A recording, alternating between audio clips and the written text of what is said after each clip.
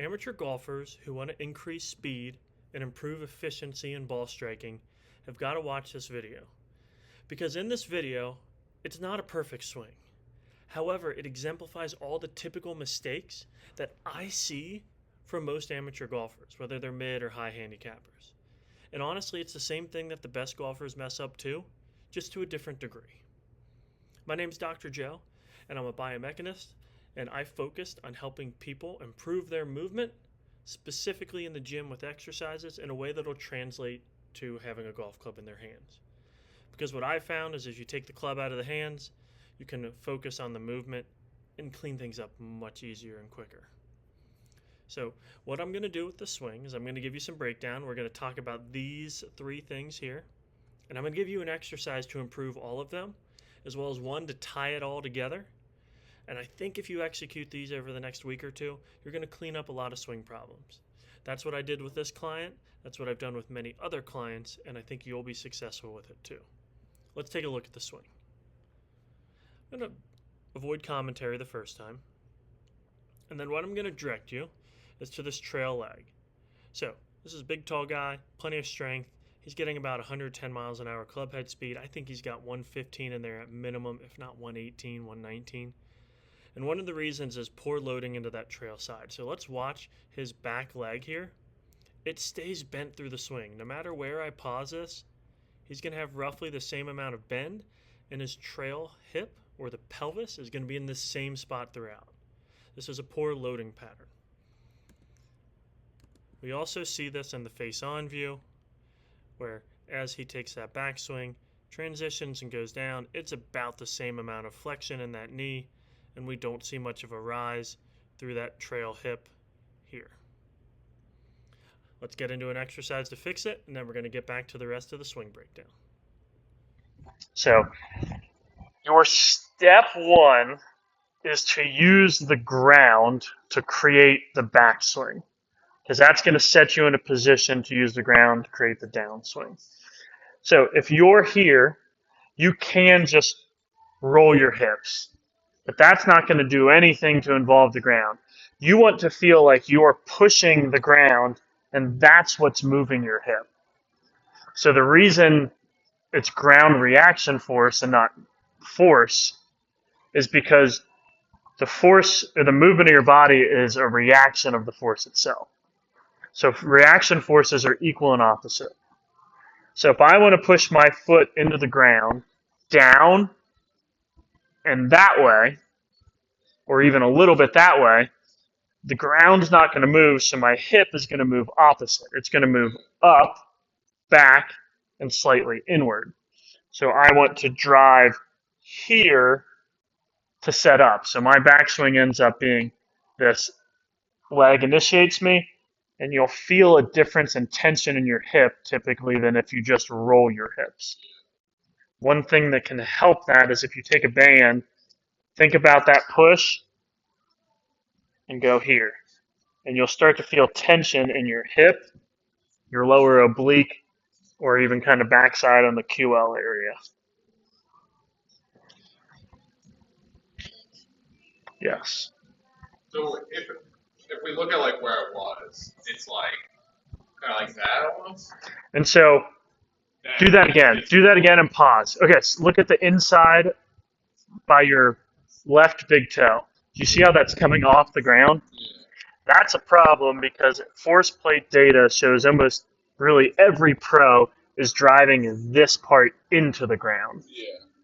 So when you roll straight outside to your heel, if you set yourself up in a backswing like that, then when you come down, what you're going to do is you're going to throw this kind of down uncontrollably, and you're going to create excessive rotation force where you just roll your hips as opposed to pushing your hips. Yeah. So you'll lose that vertical force, which is probably one of the big predictors of club head speed. That's why, like, when you look at TPI has data saying vertical jump is a great predictor of club head speed, because it's about how you push the ground. Yeah.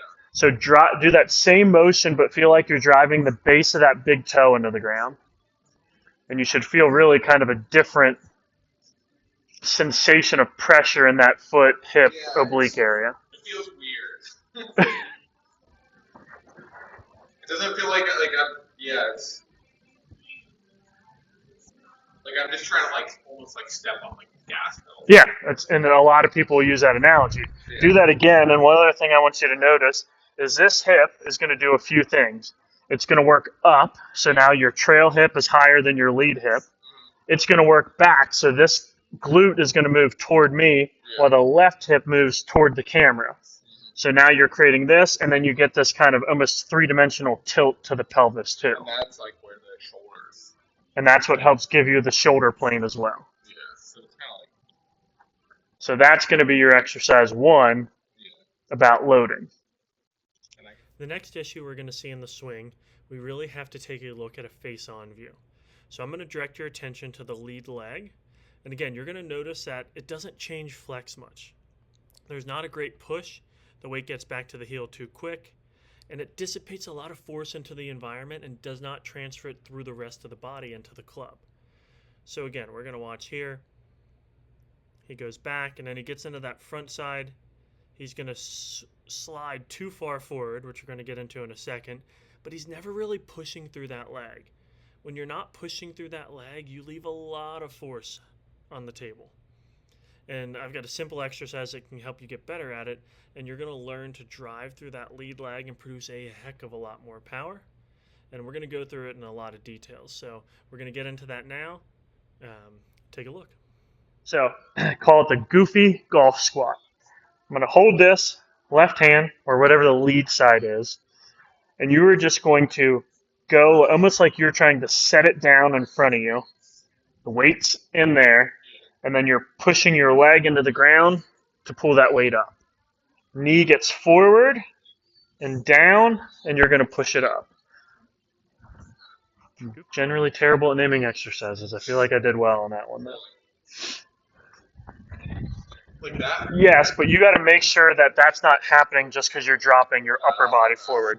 You've got to see this. So you feel how much tension that pushed there. Again, you need tension, you need pressure to create force. And now you can push through it. There. That'll also save your back a lot of stress, actually. This one? Well, getting this right. Yeah, I think it feels like it's. So it's. I feel like it. So really focus on like feeling this in the quad. So I feel like I'm trying to like do that. And as it's named, it is a little goofy. So, but yeah, so like we talked about with the backswing, this hip goes back, that one goes forward. Yeah. When you do this squat, you want this hip to get forward, this one to get back, and then you're going to trade them off there.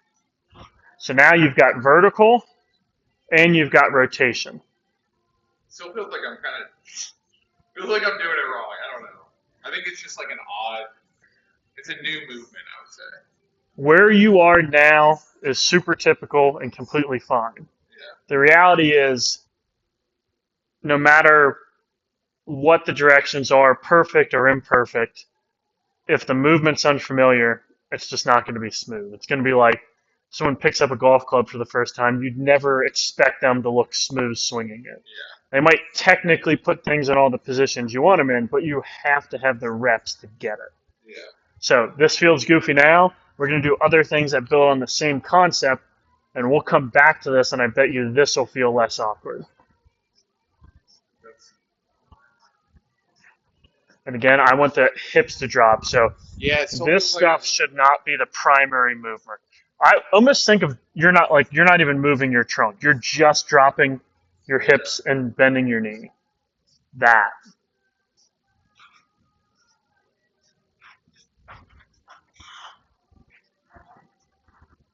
Better. Exaggerated, but better. What? It's exaggerated, but it's better. The third and final problem I want to take a look at is excessive sway and slide. So this is just side-to-side movement from the hips. So I like players to be able to do what I call is swing in a barrel. So I'm going to take you to his setup posture. And what I will do here is a lot of times I will draw a line about a few centimeters off the front hip, a few centimeters off the back. And then I'm going to let him swing, and I want him to stay inside of those lines. But if we put those imaginary lines on here, you're going to see that as he goes back, he does okay. Then as he goes forward, his hips are going to shoot way far forward. I'm going to put the mouse here so you can see it. He's going to slide way past that. And all that is just inefficient movement. Just from a physics perspective, he's taking all of this force and he's driving it through rotation. But he lacks a vertical component, and without the vertical component and the ground impulse it delivers, we leave a lot of speed on the table. So again, just watch how much hip movement there is here. All the way out that way. And again, that just cost a lot of force, a lot of speed, and a lot of distance. So we're going to get into how to get rid of that excessive sway and slide. We're going to utilize a device I love called the What's That strap. If you need to know where to get it, just let me know in the comments. The reason I like this strap is because it allows you to get resistance three-dimensionally. So you're going to put this on your right shoulder. You're going to twist 270 until this is around. So if you let the strap take you, it's rotating, kind of like the golf swing. So you are going to allow it to rotate you, but you do want to feel some of that pressure pushing into the ground. You don't need the pressure to create the turn because that's what the strap's going to do, but you want to help it. And then you are going to shift into the lead side. Now, when you have too much of a shift, this is going to feel pretty subtle. Really somewhat like the goofy golf squat. Assist it to rotate you, goofy golf squat that front side, and then you're pushing into the ground to drive that left hip through. Rotate, load, rotate. Rotate, load, rotate. And just like you talked about before, it is almost like you are going into this front side, but then you're hitting a wall. So your only option when you hit that wall is to go back because you can't go forward. Yeah. So I gotta keep that. This is kind of like the move we practice out there. We're gonna exactly. The right foot. There. Then shift and or load into that front side. Good. Now. That felt so awkward. I'm like watching you. I'm like, yeah, I can look like that. I've only got 12,000 reps of it under my belt. It's one of the reasons I don't love giving feedback the first rep after anything, because to me that's shortchanging someone. You're going to figure some stuff out just by getting reps. So I don't need to give you an ass load of words just to help you figure out stuff you're going to figure out anyway. There. It feels like I kind of need to almost like exaggerate that a lot. Yeah.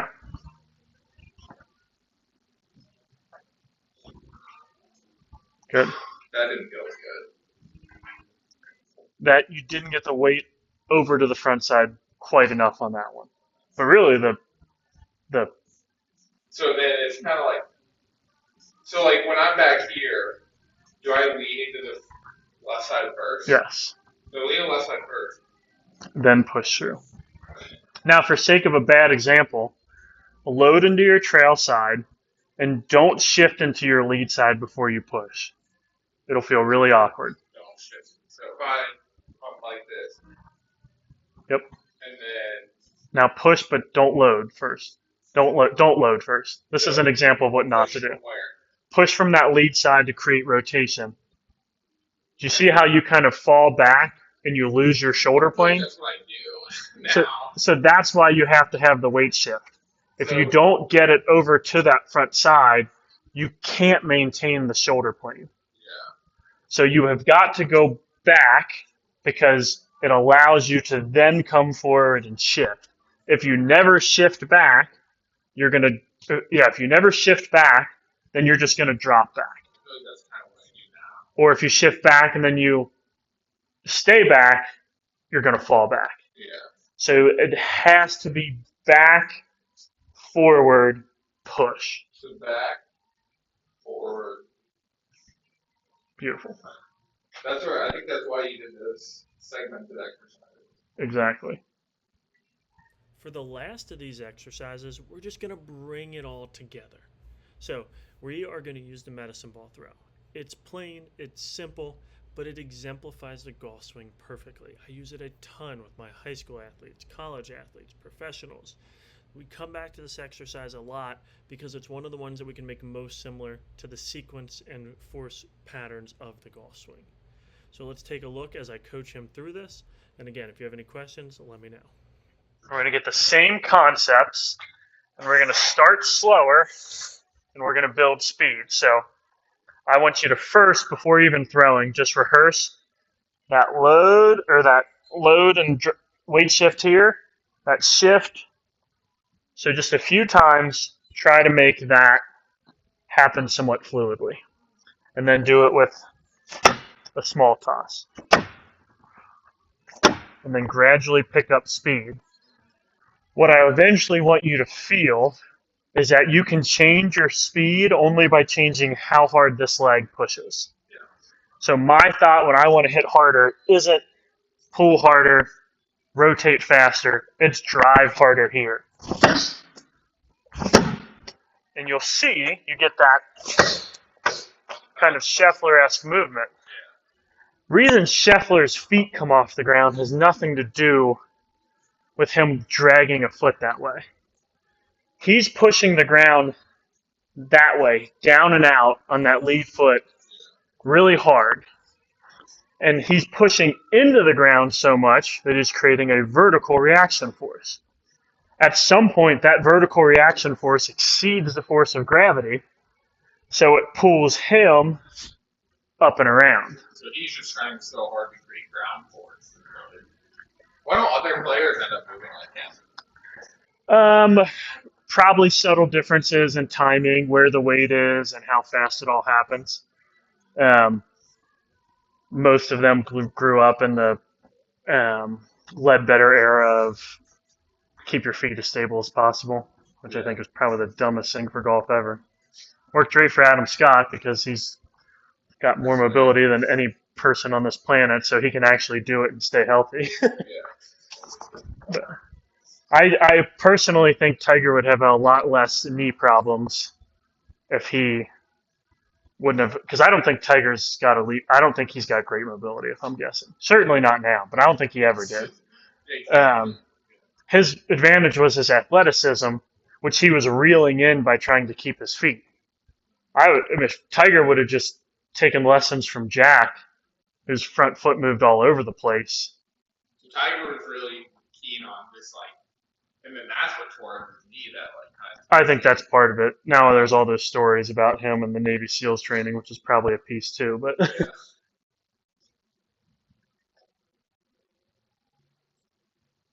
And then so.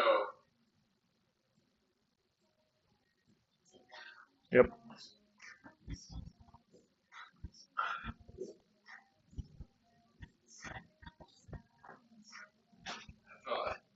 Feels weird, as you as the other, right? It's gonna feel weird, and it's gonna feel weird for a while, frankly. But is that right though? That move? That is, you have the heart of the movement there. Just the polishing, right? Right.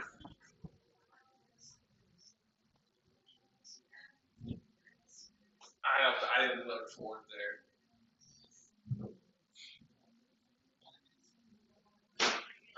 It's going to feel, the forward piece is going to feel more subtle to you because you do too much of it now. Yeah. So you have to think your brain's referencing what it has felt, which is too much movement, not what is normal. I'm going to have to get some really good videos of the right way to do it, and then I'm going to have to go back to the basics. I can't tell you how many lessons with Victoria started with all right, what's the first 25% of your backswing? I'm we're past it, no? It was just always like that, And then I would let the weight get a little bit more trail side initially. Okay, so it's yep. This, and then. Yep.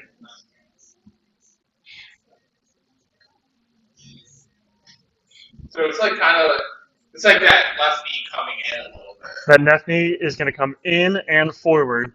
The pressure in your foot should be much toward the toes and ball of your foot. It doesn't get back to your heel until your push drags the pressure back there. So it's like this. Yep. I honestly, out of all the moves, I'm most concerned about that first third. If you map the pressure movement on a force plate, because all I'm trying to do is keep this toe down. It does this thing called the fish hook. So you set up even. Yeah. As you load toward this trail side, it comes here. And then as you work to the downswing, it loops around to the front side.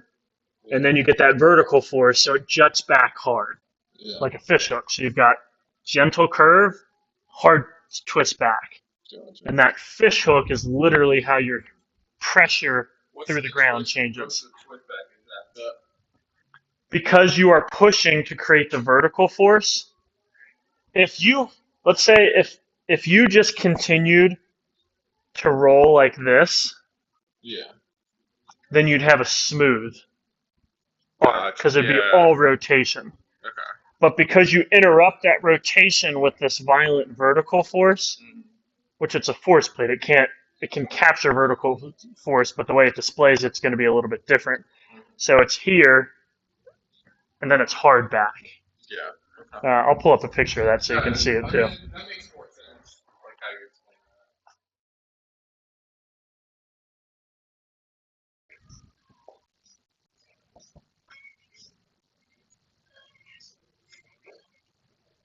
that. That's where, now I'm thinking about the backswing a bit. You're going to like what you see on video here, I think, but do a handful of them again because I just like you to have the chance to kind of fall into that combination of technique and rhythm and athleticism.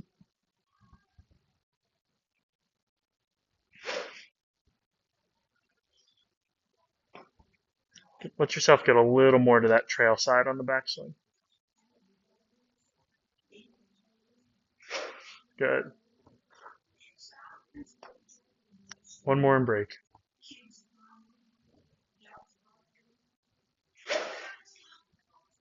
That's everything I have for you today. If you have questions or if you're interested in your own swing analysis, drop a comment in this video. I will pick a select few of you to submit videos and I will do a video breakdown, as well as provide exercises you can use to improve the efficiency of your swing, which is going to take not only your consistency up, but your speed and ball striking up as well. Have a good one.